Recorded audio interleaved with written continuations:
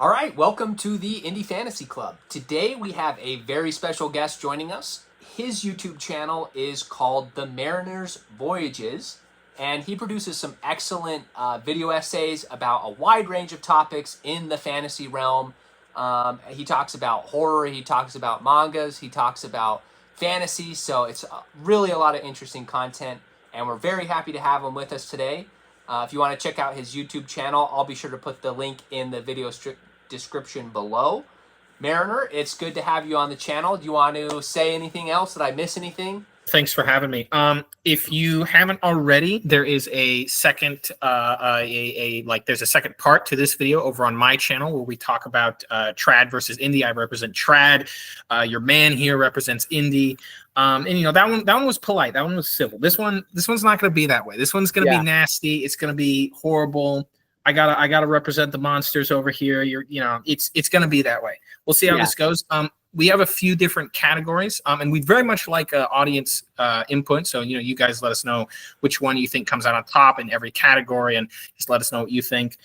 So the different categories that we got the best world building, horror versus fantasy, the best villains, heroes, that they just like the overall characters, magic systems, and then we're going to have best plot, and then it'll be the final showdown and what it's all about. That's right. Exactly. So thanks for introducing the topic and the categories that we're going to be talking about. So just so you know, when I was scrolling through the Mariner's YouTube channel, I did see a YouTube video that he put up that was basically talking about the outrageous claim that horror was the greatest genre of all mediums. So obviously he's wrong, and fantasy is the greatest genre. So, that's why we just got to have this pointless conversation, because we know fantasy's the best, but we just got to we got to let the people know that that's the case. So yeah, we're just going to have a little discussion about what makes these genres so fun and interesting and engaging. And then you'll just have to decide in the comments which one of us wins.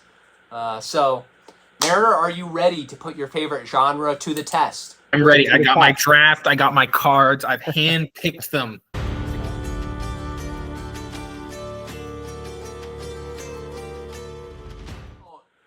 Let me ask you this. Do you want to kick off the world building, or do you want me to start? It's your channel. You're hosting. Why, by all means. Okay. So for world building, we're going to do something that is in the horror realm so that we can kind of compete from a fantasy perspective. But I wanted to start off swinging with demonology and the art of pickling demons. So it has demons in the name, so it's got to have some horror element to it. Not really, but with this book, you've got demons, you've got possession, you've got religious warfare, but all of these elements are folded into a larger scheme that just makes it so much more interesting and engaging. So the thing that I love about fantasy is just how expansive the worlds can feel. As opposed to horror, sometimes I feel like it's really condensed to one or two experiences, or an artifact or a house. So instead of that small scale possession where you're focusing on just one person, we're learning about the demon realm. We're finding new ways to fight demons as a whole, as a society, and we're seeing how these things impact the world as a whole. So those are really some things that I loved about this book from a world building perspective. Is you get to see not just that demons are bad and you should be scared of them, but okay, there's actually some good demons, and maybe there's just some misconceptions about what these things actually are, and different ways to fight them, different ways to interact with them, different ways to work together with these creatures. So from a world building perspective, it was just really cool to see how these two humans and spiritual entities interacted with each other from a more fantasy perspective. And I think that it allows it to have more of a scope where there's more potential for things to happen. I see. So it's a case of the premise is the premise. You can do horror with it, but it's got a much broader scope with the world building and whatnot. Absolutely. And I want to be very clear. This is not a horror book. It's very PG. It's very fun, very lighthearted. But yeah, I picked it, one, because of the shocking title and the correlation. But also, two, I do think that it does have those elements of what you could call horror with possessions and different things like that, but it folds them in a fantasy light as opposed to like a fearful light. Interesting. Well, yeah. I mean, I guess, yeah, it is a case of like that. That's one of the tricky things when it comes to like horror world building versus fantasy world building is, if something is mundane, oftentimes that takes away both the horror and the mystique from it, right? Mm-hmm. Not always, right? You know, you can do the horror of banality, but it's a case of like if everyone knows, if demons are just around, right? It's not like a big like, oh, like it's not a big thing, right? Because it's just like, yeah, it's like, oh, there's bad ones, there's good ones, you know how it is, right? Yep. That's an interesting one. You got anything else, or is that? No, I want to hear. I want to hear how you can beat that from a world building perspective. So I did. It took me a while to draft the world building and the magic system part of this one. Those ones were the ones that took the longest. But I think I selected something that is wholly unique, unlike anything else. So the Cthulhu mythos, H.P. Lovecraft. What do you know about it? I know that there's a Cthulhu movie getting made. Oh my god! But that's pretty much that's pretty much it. So 20th century writer H.P. Lovecraft, for all his endless controversies, like all 20th century horror writers from the 18th century. Anyway, basically he writes something that is very much in the line of like, on paper, it's very much in the line of like classic Gothic horror. Mary Shelley, Bram Stoker, Edgar Allan Poe, right? Okay. Bram Stoker wrote Dracula, Mary Shelley wrote Frankenstein, Edgar Allan Poe wrote a mountain of spooky Gothic dark things, right? And Lovecraft, on like paper, on the like the 1,000-foot view, it seems very similar, right? It's like, oh yes, so like the brooding New English atmosphere, the storm clouds, the ocean, the academies, right? The thing that comes into like that just like throws it all out of whack is when it's the case of like when you actually examine what's going on in the stories, they aren't actually like Gothic horror or traditional like spooky monster horror. They're actually science fiction and sci-fi horror, right? Okay. So it's a case of like, if there's a monster in like the Cthulhu mythos, right? There's a case of like, it's almost always gonna be like an alien, right? Or some like all of the magic, it's all just mathematics, right? Like there's a character in one of his stories which is like, oh, she's a witch, she's evil, she, you know, sacrifices babies. And it's like, yes, she's all of those things, but first and foremost, she is a mathematician of like the most high and alien and arcane arts, right? Ah, gotcha. And when Lovecraft died, basically a lot of his compatriots, comrades, other writers started adding onto it, right? It basically became like a shared mythos, right? And so when you read it now, it's an endless yawning abyss of the things he wrote and then everything else, which sometimes adds onto it, sometimes counteracts it, sometimes it's like the complete opposite. And it's just like there's so much just like good and bad all like warped together, and it creates this world of like kind of ridiculous like depth, insanity, and like everything builds and connects onto each other. Like there's the fact that Conan and like Cthulhu in some lines of plot exist in the same world and they're like lined up together, right? And it's like the pulp horror, but also like the weird cosmic horror aspects of it. And one of the fundamental things, it's like, yeah, it's a case of like the world is so endlessly bleak, right? That it can appear like, oh yeah, like this is just how it is, right? The interesting part becomes when it's the fact it's like, yeah, humanity that's like the exception, but it's like basically madness in Lovecraft. It's not just like, oh, I'm going like classically crazy, but it's a case of now that I've noticed things, I can't stop noticing them everywhere, right? It's like once you delve into the depths, once you encounter a grand protoplasmatic shoggoth or a screeching flying polyp, after that, after you return, right, it's a case of you begin to notice it everywhere in places, like things that were like passing and uninteresting before become like deeply concerning, right? Okay. Like, oh, the antique dealer was just an antique dealer before, but now it's like, oh yeah, he's just like has like things that are not of this like world, right? It's not of this place. And I think it's a case of just like, all his stories are like interconnected, right? They're all like fabricated, it's like there's nothing like it that exists in horror, right? And it's always interesting because it's always from a very like street low level like point. Like it's always from like you never get a broad enough scope because anytime a human gets near enough, like anytime their scope increases too much, they inevitably usually, you know, you get the classic Lovecraft story of, you know, some guy, you know, opening his head on a wall and writing, you know, no, it cannot be in blood or something, right? Okay. Like there's a classical one in The Shadow over Innsmouth where the character basically furiously tries to learn more and more and more about what is going on in the town of Innsmouth, and then to his endless like horror, he discovers that his own bloodline traces back to it, right? And basically the curse over Innsmouth is in him as well. And it's really like it's not fantasy world building. It's not the same at all, but I think it's just really, really fascinating when you take a look at kind of like what it is beyond just like, I'm going to read every story and it's gothic. And then it's like, no, this is like science fiction, horror. Well, I feel like you picked a good one because I feel like it sounds like this one has a lot more scope to it than like your traditional maybe one-off story of horror where you're focusing on like either one character, one family, one artifact. It has more to it than that. It is. There's no like overarching narrative really. Like it's like every story is its own thing, no doubt. Okay. But the way they connect is always kind of like it just like leads to like a more ominous picture at all times, right? Okay. It's like the characters, whenever they understand that there's more going on, it's always like it's too late by then. It's far too late.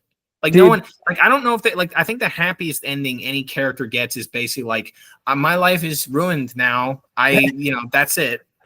Well, I feel like that's the difference between horror and fantasy is with horror, you have the overarching sense of dread. Like something bad is going to happen.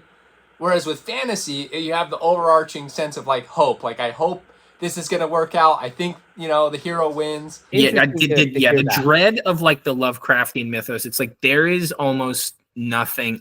There are few fictional universes as bleak, and not because it's overtly evil, but because it's like, oh, evil and good do not exist. Your word, like anything, like it's like anything that humans put a word to is like automatically like fake, cursed, not real, backwards, right? There's a whole thing. It's like, you know, be thankful of darkness, for you can hide in it. You do not see what's there. Light is the thing that is to be frightened. Like knowledge is the curse. The more you learn, that's like the more you try and understand what is going on, the deeper you're like dug in the hell. Interesting. Okay, so I will say this. I feel like horror and fantasy are definitely very different, I guess, genres or subgenres. But if there was to be an overlap just based off of how you're explaining this, I think that grimdark, if you're a fan of grimdark fantasy, it sounds like this has kind of more of that feel to it. So interesting. Okay, that's a compelling argument. Again, you'll have to let us know in the comments who actually, you know, is the winner of that world building topic. But that's the thing about Mariners. He makes very compelling arguments. So I come into this thinking it's going to be a slam dunk, and this is what he does to me. So well, I gotta feel like my life depends on this. Oh my god, it's my reputation. Well, let's move on. Let's talk about characters. Does horror have better characters, or does fantasy? So let's start with you, Mariner. Give us some characters. Give us some villains. Give us some heroes. Who are some characters that are just iconic that you think can compete in the fantasy realm? So this one was a little tricky. So generally speaking, a lot of the iconic characters that people pick for horror are often from movies, right? Like, you know, everybody.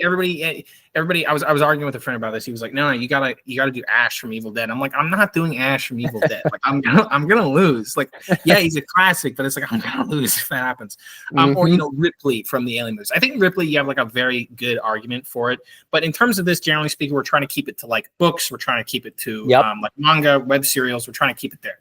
And there's not as many, or at least I don't believe there's as many. Now that said, in terms of the like heroes that exist, right? I think that Roland Deschain from the Dark Tower is like one of the best you could do. Now, you could argue that Dark Tower isn't like horror, right? I would argue that no, it's like it is 100% horror. Now, is it horror and fantasy? Yes, like absolutely abstract. It is pulp, it is horror, it is all of it.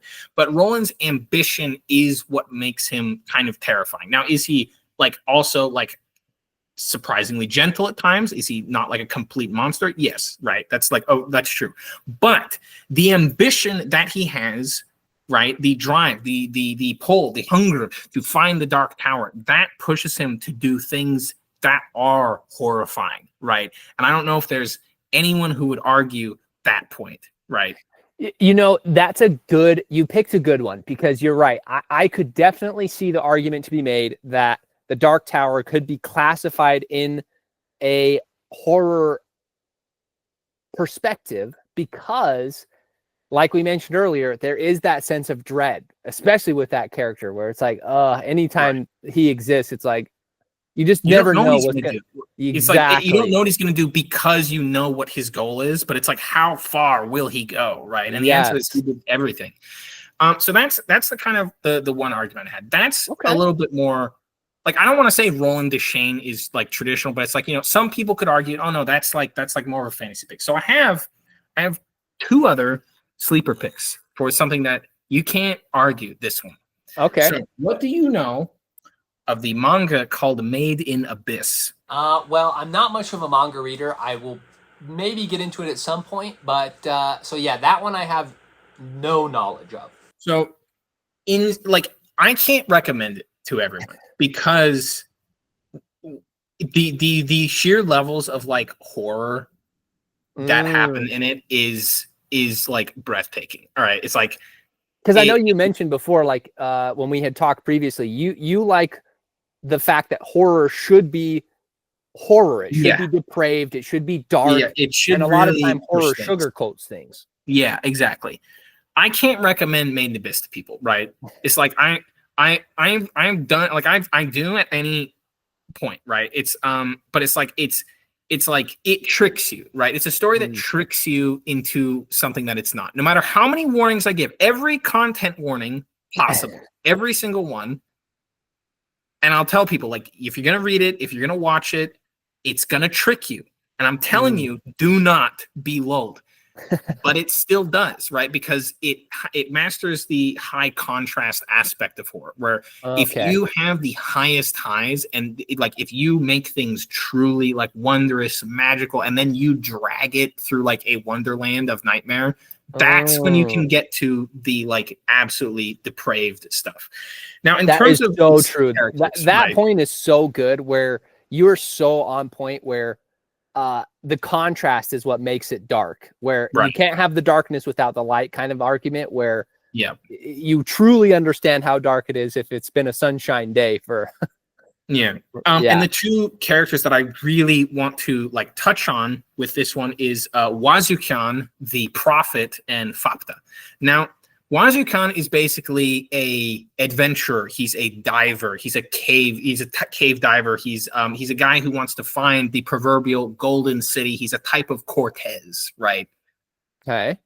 And you know, his whole thing is, I guide my people, my flock. You know, I'm a prophet. I see things. Now, it's never known exactly what he sees, right? It's a case of maybe it's just like higher intellect, but maybe he truly believes, right? It's kind of, you know, mysterious. He's a weird character. He eats insects. He's odd.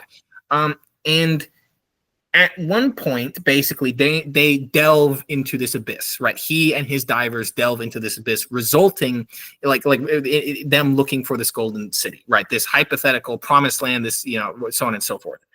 And it basically inevitably results in them traveling to a place that is fundamentally antithetical to like traditional human life. They cannot survive here, right? And they begin to lose members of the expeditions to a kind of microorganism, basically.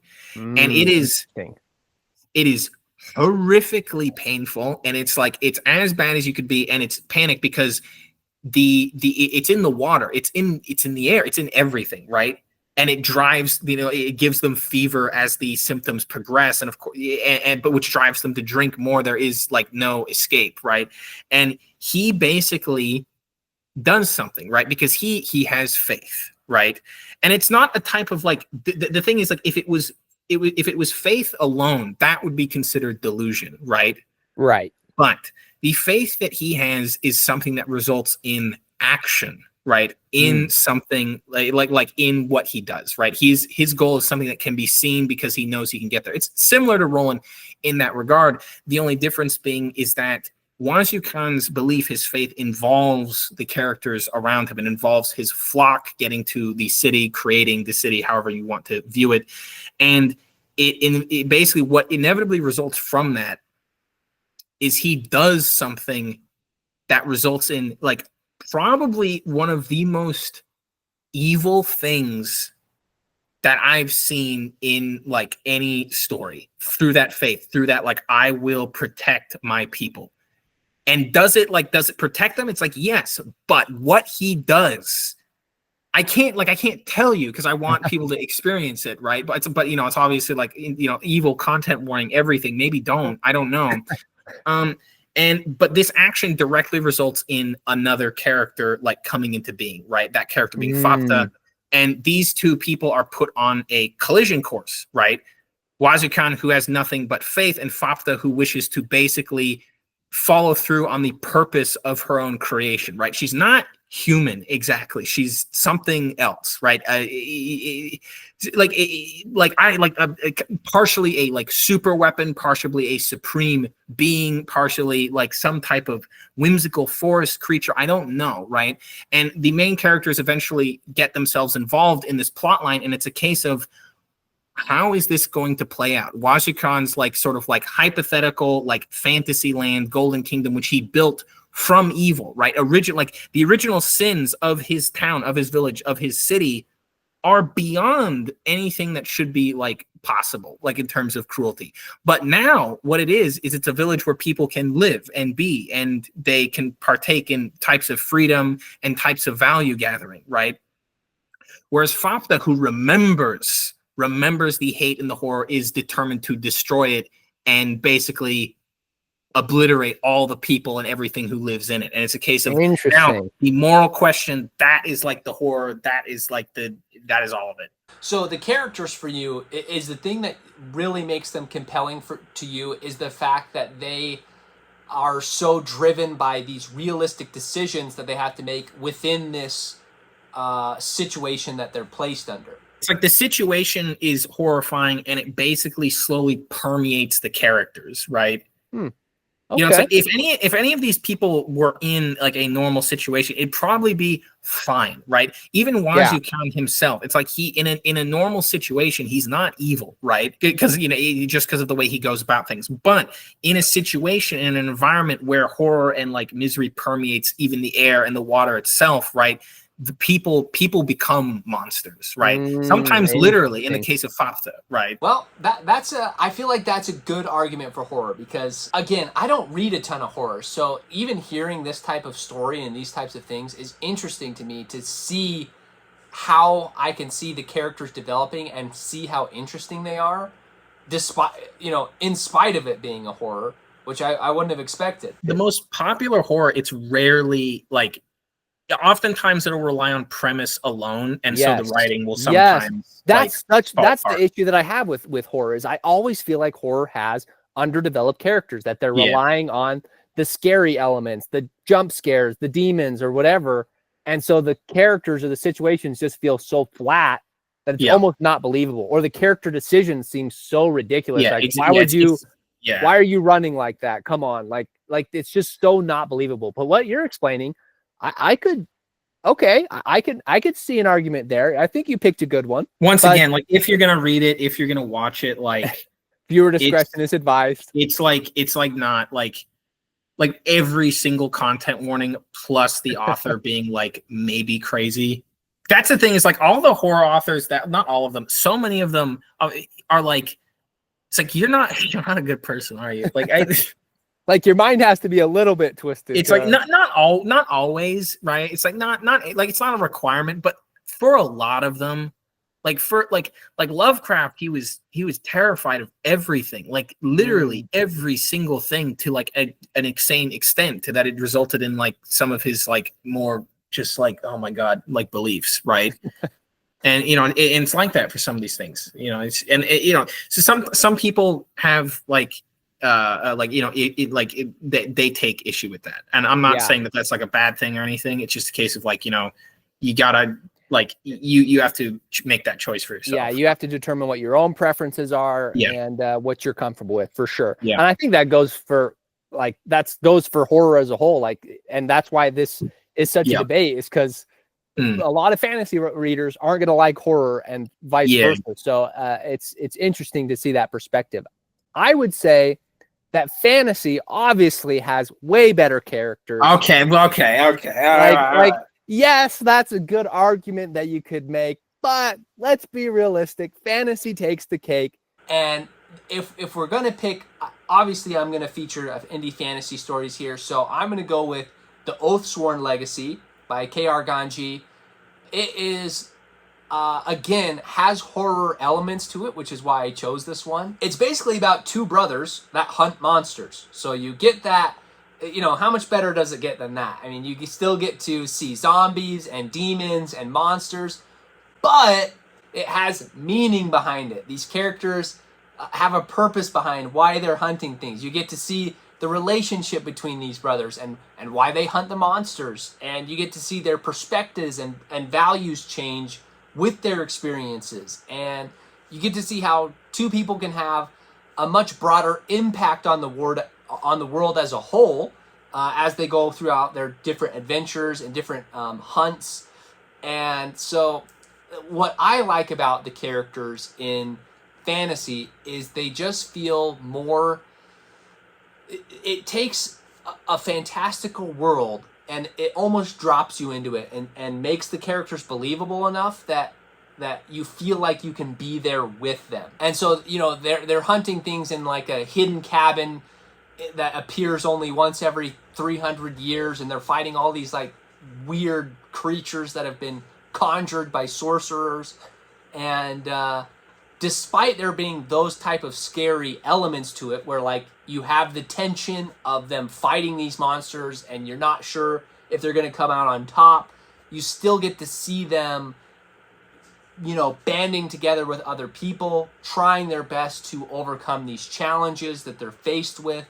And then also to be able to have a broad scope of emotional range with the characters, from like, you know, obviously frustration, anger, but also like the joys of overcoming the challenges that they're faced with, and just the depth of where they're traveling in this world and how their legend grows. It's almost like, I would compare it similar to like a Brothers Grimm, where like, yes, they're fighting these like fairy tales or these fantastical elements and creating stories out of it, but you know, their legend grows, they have that impact. So I love these characters, especially the two main character brothers in the stories, just because you get to see the closeness, because their family, their parents were murdered by monsters when they were kids. So you get to see that as their like driving motivation behind like why they're hunting them now, and why it's their passion, why they train other people how to hunt monsters. So you get that horror element to it because you get to see them,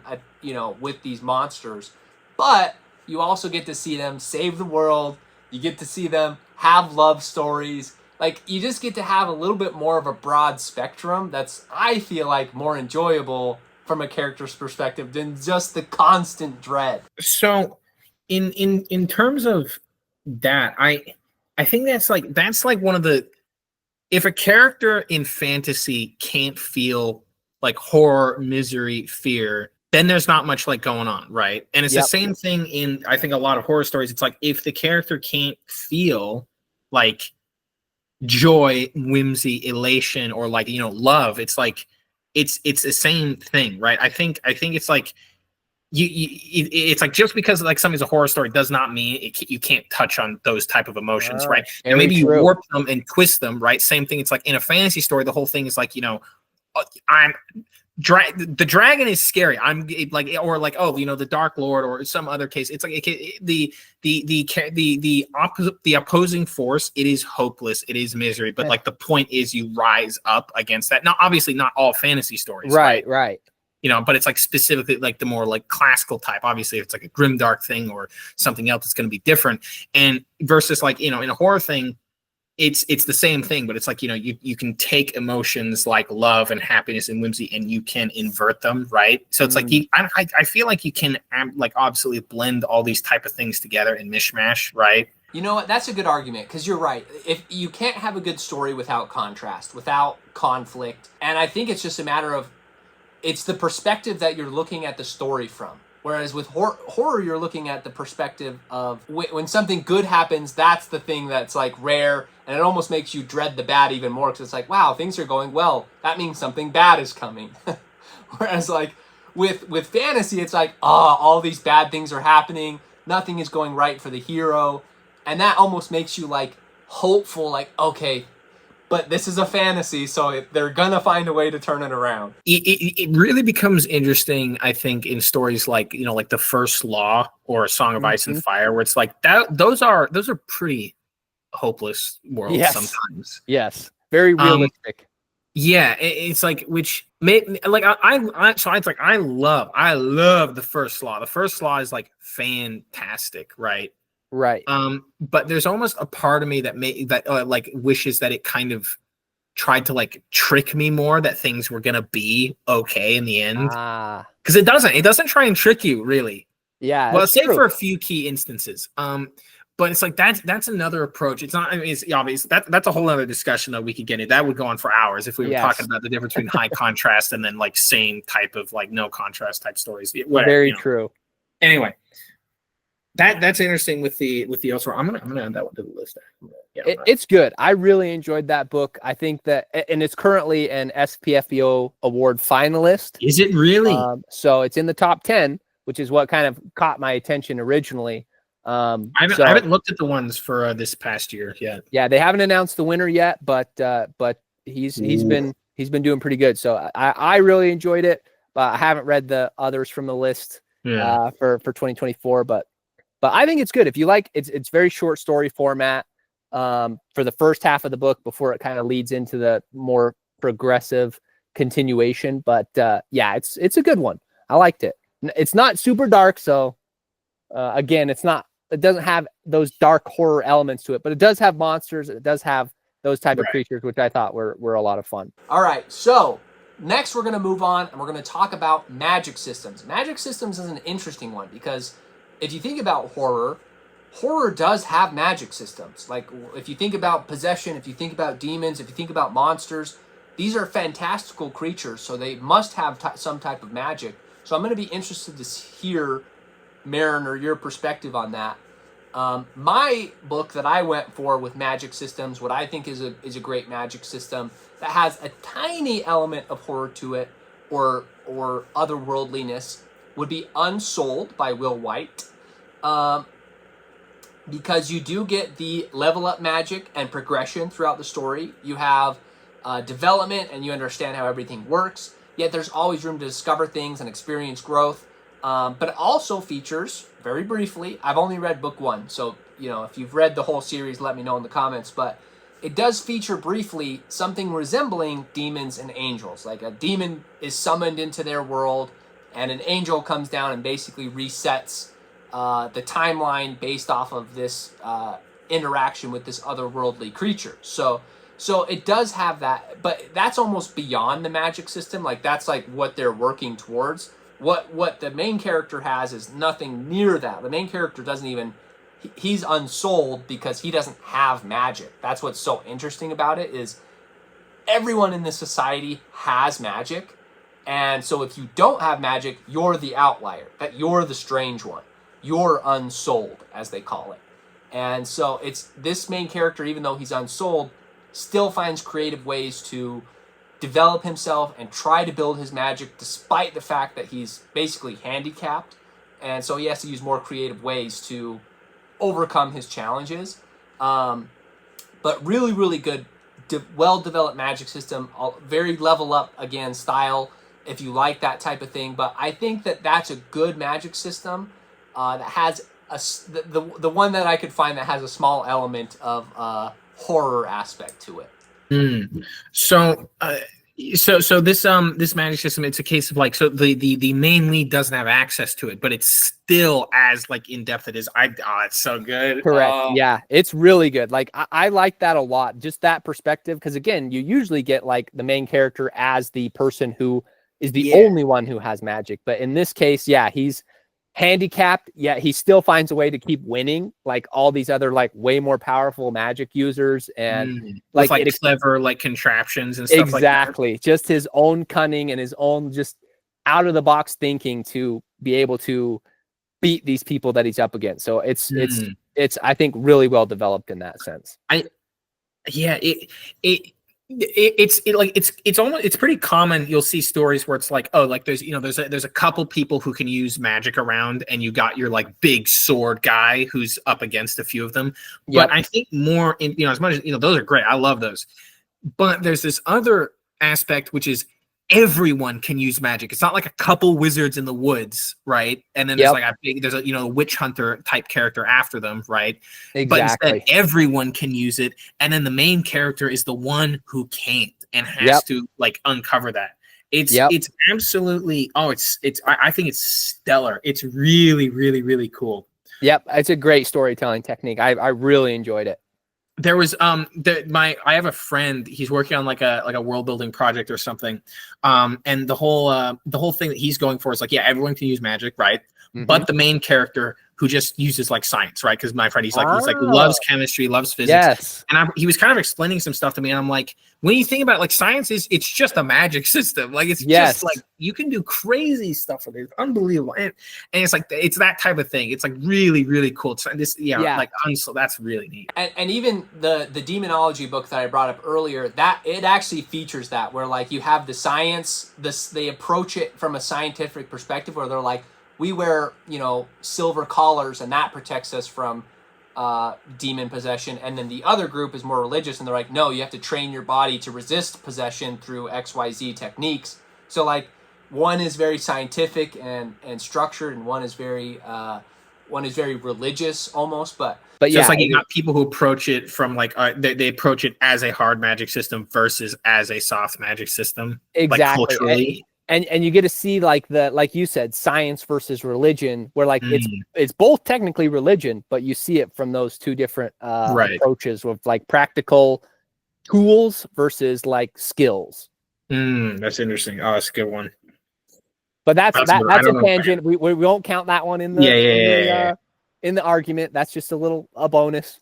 Yeah. It's a bonus point. I'm gonna get absolutely total for this one. I'm kidding. I'm not. So is it my go now? It's your go. I mean, you can give it a shot. We'll see. Okay, I'll see. So something that is, technically, you watch many different horror. You watch a horror movie. You read a horror book. You read a horror comic. There's gonna be like you watch a demon possession thing. The priest goes up against it.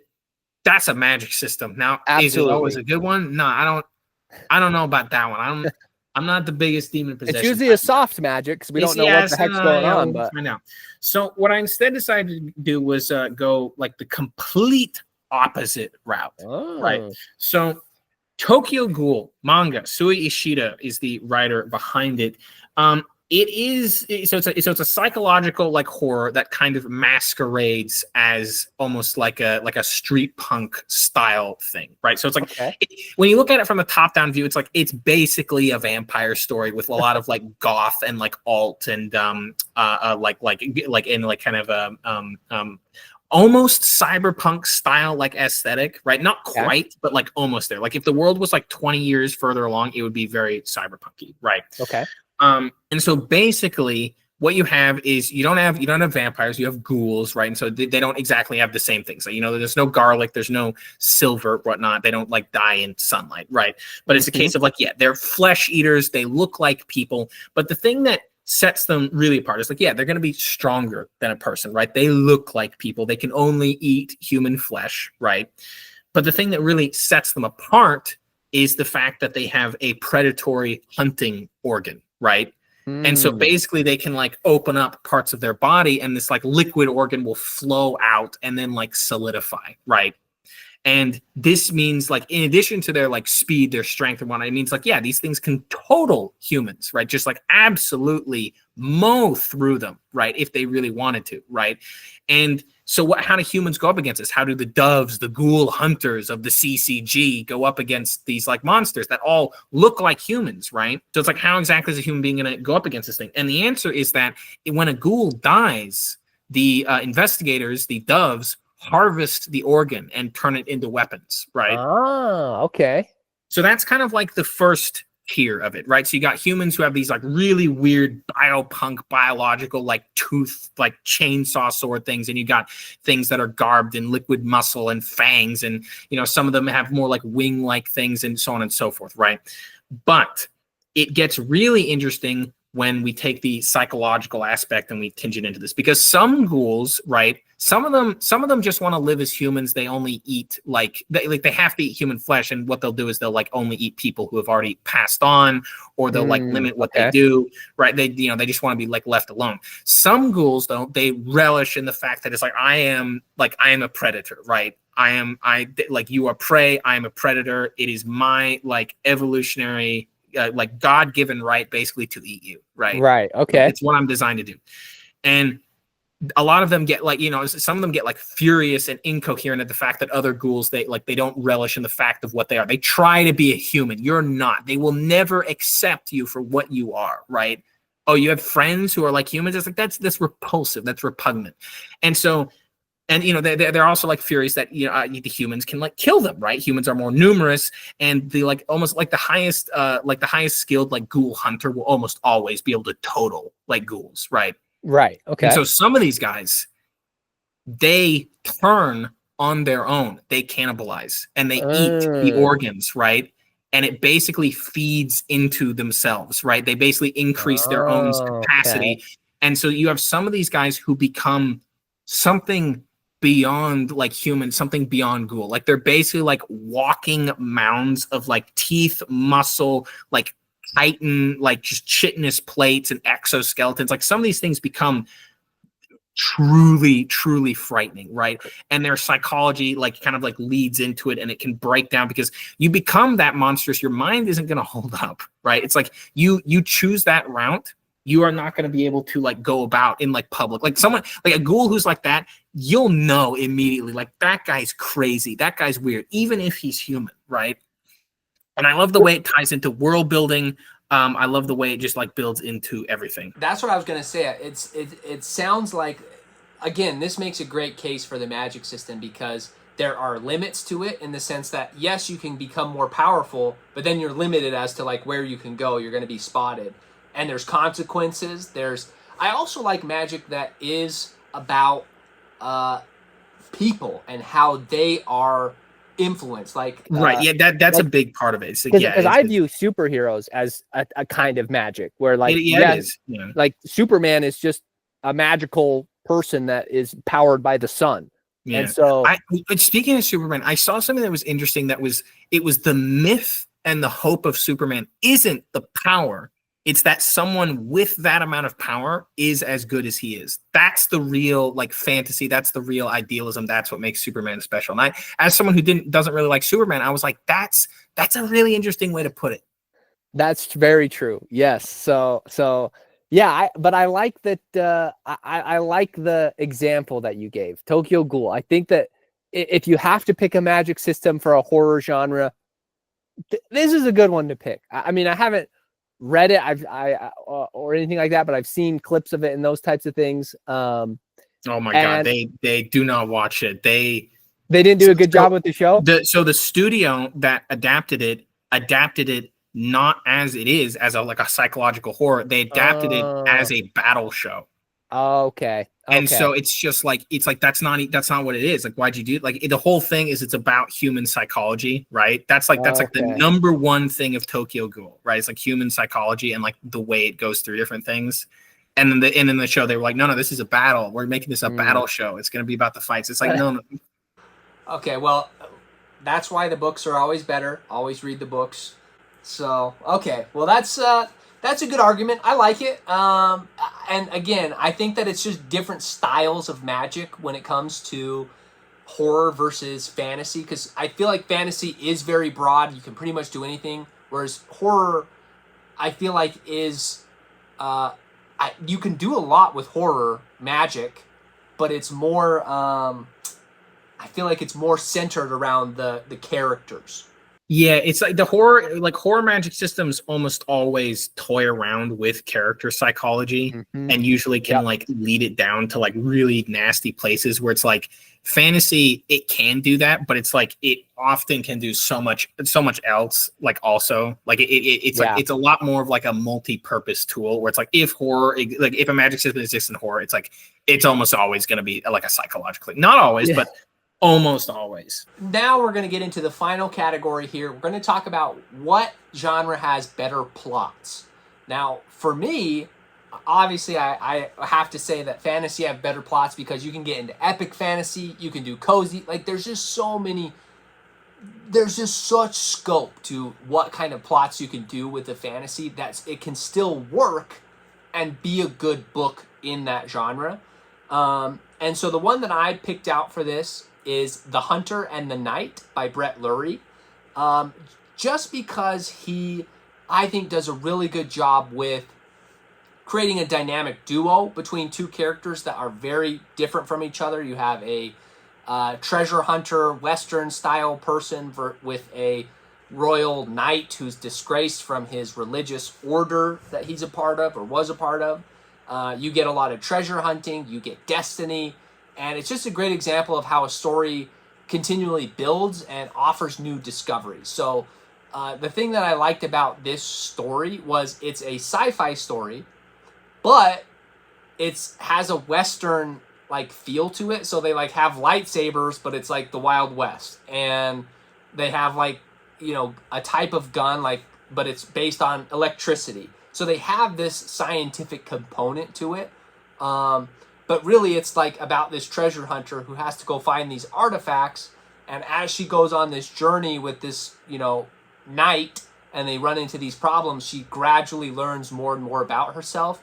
And that's where it takes on more of a fantastical element where she learns, oh, I have more to me than just being a treasure hunter. I have this bloodline that I'm a part of. And again, I just feel like you get these little pieces like, oh, we get to go treasure hunting. But then you also get like, oh, and we're hunting for this ancient sword that has this mythical power to it that only this bloodline can wield. And it just is so engaging. And I think he just does a really good job of kind of like building that story while also giving you like, just, it almost feels like you're just going on this journey, but he does a good job adding that depth as well. That's a good one. I really like the idea of kind of like doing it like doing a Western style fantasy that's not like, it's not like in some like alternate fantastical, like, you know, 1800s or something, but it's like instead way, way, way far in the future type of thing. Yep. I specifically chose this one because it is just so different. And I wanted that to be a feature of how you can make a plot work. Because fantasy to me is you should be pushing the limits if it's a fantasy book. And I think Brett did a really good job with that, where he's combining Western, he's combining sci-fi, he's combining fantasy into one cohesive story. And that like, just really works. Like the world building's like that, but it's also like the plot. It's exactly. Like, the world building and the plot just function so well together. And like none of the characters are human. They're all like different alien type creatures, which again, I really like. They have different animals, like just everything about it works so well together. And it's very rare when I can see a book that features something like Western or sci-fi blend into a fantasy so well. And he does that really, really well. Well, where it starts out very sci-fi heavy, very Western heavy, and then it just builds into a fantasy story by the end, where it's like fantasy is one of those things where it's like fantasy doesn't exist, magic doesn't exist. And towards the end is when you realize like, oh, like it really does. And they're revealing it throughout the story. So I think he did a really good job with that. That's a good one. But that's why I chose it. I think I wanted to choose it for the scope. I wanted to choose it for its uniqueness. But let's hear what you've got for horror. So I took the exact opposite approach in terms of like plot. So there's a lot of different ways you can like lay out a plot in like a horror medium, right? Mm-hmm. Oftentimes it'll be based around premise, right? It'll be based around, I have a spooky idea, I have a weird thing, and because of that, the plots can often be like weaker, right? Most other genres will treat it like it's weaker, right? Because it's like premise based, right? Not all, not in every single case, right? But it's like, that's the kind of like that's a big genre reputation. So I decided to select a horror. Maybe it's, some people argue it's a thriller. I'm kind of like, it's the same thing. It's the same genre. Yeah, that's fair enough. Some people are like, oh, it's not thriller and horror. It's different. It's like, is it though? Is it like, come on, like if it instills a spooky negative emotion, it's horror, generally speaking. So I chose the absolute master of mysteries himself, Naoki Urasawa, and his profound work of like borderline perfection, in my opinion, Monster. So Monster is there's no ghosts, there's no like beast, there's no magic. It's as like grounded and realistic as a story could be, right? Okay. It is set in post unification Germany, right? The East and West have reunified, and it kind of goes over some of the darker aspects of like some of those like old type of ghosts that happened like after the Cold War, parts of like the Soviet Union or the the West that the world moving on kind of wants to gloss over and just move past, right? Okay. And it's one of those things where so it's interesting because it's set in Germany. The main character is like a Japanese neurosurgeon, right? Okay. And it's basically so it's like there's some like cultural different stuff that's going on, but it's very interesting because of that. And it's basically about him going through trying to solve this like mystery, right? And the mystery itself, the reason why it's like horror, right? Because just it being a mystery does not make it horror, right? Okay. Is fundamentally related to the alternate. So Dr. Tenma, the main lead, has basically he's code. He's as a surgeon. It's all life is equal. All life is valuable. All life is precious. He goes to many different places in East and West Germany, into Czechoslovakia, Yugoslavia, to basically like he treats people. He speaks with every type of person you could imagine, from like the criminals to like illegal surgeons who are just trying to like patch like up mob bosses, right? He speaks to like elementary like teachers, people who worked in some of the cruel East German orphanages. He talks to everybody, right? And that's like his approach. That's not horrifying, right? But what becomes horrifying is when you take his alternate, the antagonist of the story, Johann Liebert. Now, Johann Liebert is a character who he's got so many levels and so many twists and turns, right? But fundamentally, his like result, his like end, like philosophy is like the counter one to Tenma's. It's like all life is meaningless, right? It's not bad or good. It's just that nothing is worth anything else, right? And that's a really like, both ideologies are very like simplistic on paper, right? It's like as simple as you could be, right?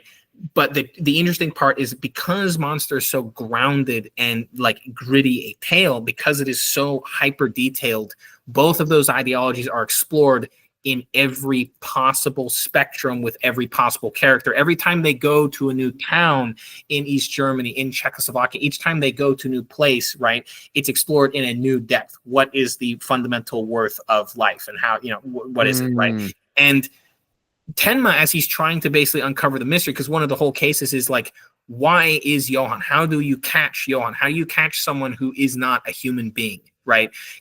How do you catch like a monster without a name, right? Who wishes to like erase itself, right? As it like, because it's like he's a ghost, right? This thing that he's hunting, right? It's like it's a human. The thing called Johann Liebert is a human, right? But there's nothing there that defines him, right? There's no, there is nothing.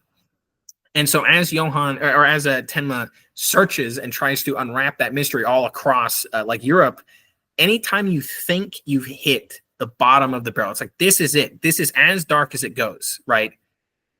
The floor will drop out and it will lead you to another country, and there will be some fresh new, like, what happened in Kinderheim 481, right? Who was the mad playbook author Franz Bonaparte? Like, it's just endlessly, and it's like, it sounds insane trying to explain it, right? There's because of how many moving parts there is and how like detailed it is, but also the plot is expansive.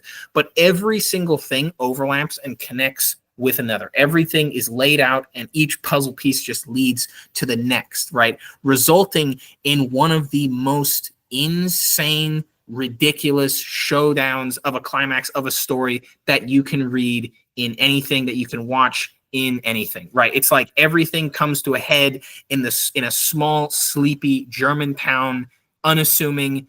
How is it going to play out? What is the ultimate worth of a human life, right? What is the worth of any type of life? What is the worth of anything? And, you know, more importantly, that what is the view at the end, which is kind of a thing that is brought up over and again and again. And it is so good and it is so laid out. And it's just like, there's not a better mystery. I don't think there is one.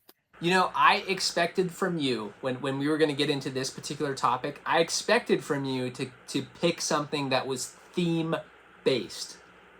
Just because of the video essays that I've seen of yours in the past. So I expected that, where, you know, and I kind of mentally prepared and that's what it sounded like in the beginning, where the theme was the exploration of, like you said, human life, like, and what is the value of that? That is the plot that is being explored. That is the fundamental philosophical question that is being asked as these different things and events are occurring. But it sounds like the ending has an actual like intensity to it as well. Yeah, it's like you can enjoy it from that aspect, but also just as an episode by episode beat, the characters and just like what happens is very compelling, right? It's like, you know, it's like there's a whole episode where Tenma basically stops in a town and helps out like a local doctor. And it's just like there are characters that will show up for one episode or one chapter, right? Which are, you know, if you read it or watch it, right? It's like they're both. It's basically like the show is like a 1-for-1 of the manga. I do recommend people read it just because, right? But it's like one chapter, one episode, 5 chapters, 5 episodes. You got characters that'll show up, and it'll be like, and then they'll be gone. But it'll still be like, it's like you have lead characters who do not get as much as like the side characters. It just to add like a little tiny like extra viewpoint to this situation, right? I think that is another like theme about it is like community, right? It's like, you know, Tenma, one of the whole things, it's like community, people are linked together, no person can exist. And he's trying to he tries to link people together to like make people's lives better. That's what he does. He arrives in a place and he like enriches the people's lives, right? Whereas Johan, you don't get his perspective ever. He's a ghost and he actively tries to remove his presence wherever he goes, right? So it's like if you arrive in a place and just evil stuff is happening, it's like you know he's there, but he doesn't go around killing people himself. I mean, he will, but it's just like he arrives in a place and roots extrude outward from him and just touch every single person, right? And all he has to do is whisper in someone's ear, and he'll push them towards their worst possible outcome. And it's like the communities rip themselves apart by his very presence, right? As he tries to erase the fact that he himself like exists. It's so interesting. And that end arc, that end couple chapters it's like, it blows me away every time. You know, getting into it, I think that in truth, both genres are going to be pretty good, like, because they have overlap. And even as you're explaining these things, I'm like, you know what, that sounds like something that I might like. So it's the same. I put down every single thing you've said on a list. I have Oathsworn here. I got Lost War here. I got The Hunted Night here. I got it all here. Like, and like that's the thing is I'd say that even because there's that overlap, like they talked about, like grimdark could maybe be considered an overlapping between the two genres. But I'd even say that horror could be considered a subgenre of fantasy because of the magic, because of all those things. Yeah. And it just has a different perspective. It has darker perspective to things, which if you like grimdark, you're going to like that. Yeah. And it still has character development. It sounds like when you're talking about characters, it has really good plot arcs and story conclusions. And I think that's what we look for in stories, and we want that emotional impact when we're reading. And, you know, even as you're explaining these stories of things that I haven't even really heard of, I'm like, oh, that sounds like it has really a deep emotional draw to it. Beyond just like, oh, I'm scared. It's actually like, no, this has like actual questions that are being explored, and using the story as a vehicle to do that. Yeah. I almost want to say that like the difference in horror and fantasy is like where they originate. It's like, so it's like fantasy often feels like you either like you throw like a sheen over the real world, or you take things and fuse them together, right? And in that way you create something completely new. Maybe it's something alien, maybe something familiar, maybe it's something familiar that you look through at it like a different lens, and you fuse that together and you create something fantastic. Where horror piggybacks off of existing genres. It's not a genre itself, but it'll basically insinuate itself into another one, right? Yeah, that's fair. It's like when horror is just horror, right? You have to have the best premise on the planet, or otherwise it will like fall apart, right? Because it's like we're just doing the horror. There's nothing else. It's just always spook, right? But if you piggyback it, you know, kind of, you know, you parasitize it, symbiotic, you do a symbiotic relationship with another genre on top of another genre, and then you kind of like warp it. That's when horror like reaches its like potential. And when you combine the two, that's it. That's magic right there. That's magic. Well, so what do you guys all think? Which genre is better based off of this debate that we've had today? Be sure to let us know in the comments. Let us know who wins each of the categories and overall. I think that, again, I think we have more in common than we have apart. But Mariner, thanks again for chatting with me. No, again, thank you. if you haven't seen his videos, go check out his page in the link below and subscribe to his channel. He makes really great content. And like he said, there's going to be a part 2 or a part 1, depending on how it's a different part. It's a different part where we talked about trad versus indie, which is another really good conversation. So that'll pretty much do it. So thanks so much for watching, and we will catch you in the next video.